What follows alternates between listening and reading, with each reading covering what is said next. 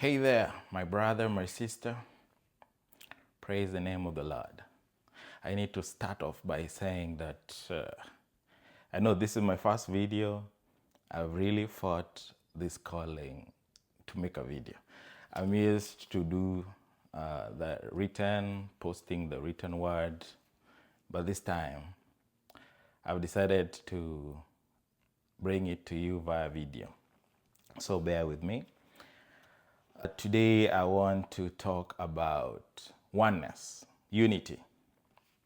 And I'm sure for those who know the Bible, when you go to Genesis chapter 11, it talks about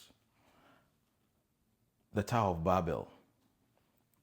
And one thing that stood out to me in this chapter, Genesis chapter 11, when we start from verse 1, the very first verse, it says, "Now the whole earth had one language and one speech."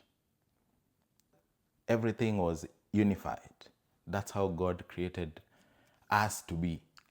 Unlike now, where we kind of not unified, but God still calls us to be unified for His sake. And one thing that really stood out, it talks about the story of how they came together and decided to build the Tower of Babel that will go up to the heavens. And then God came down and they were like, and when you go to verse 6, that's where it says, "And the Lord said, Indeed, the people are one, and they all have one language. And this is what they begin to do. Now nothing they can propose to do will be withheld from them." That's a very powerful statement from God. And it clearly shows us one thing. When we are unified, we are unstoppable. And I just want to talk about unity. Unity is togetherness. God calls us to live in unity, be it with our workmates, our families, especially our families. Because there's this notion where we've drawn away from each other and there's no sense of belonging to a family, a brotherhood. But once we gel with others, it brings out the best in us. Like iron sharpens iron. So with unity, it is all about togetherness.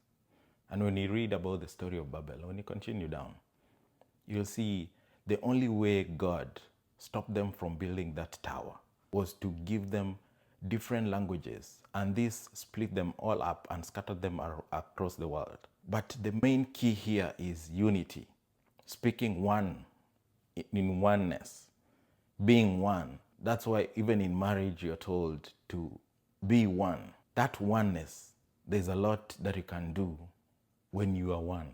So what does God call us to do? God calls us to be one with each other. If you're working with other people, if you're working at work, if you're working with your family, your wife, your husband, without oneness, you go different ways.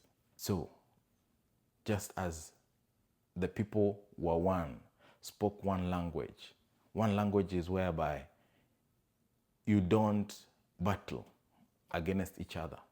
You fight together to sort out the problem. So this is a calling to you and I to stick in unity with others. Whoever God has put in your life, you really need to stick by them. You really need to work together in unison. And that way, you're gonna get success. Till next time, God bless you and your family. Thank you.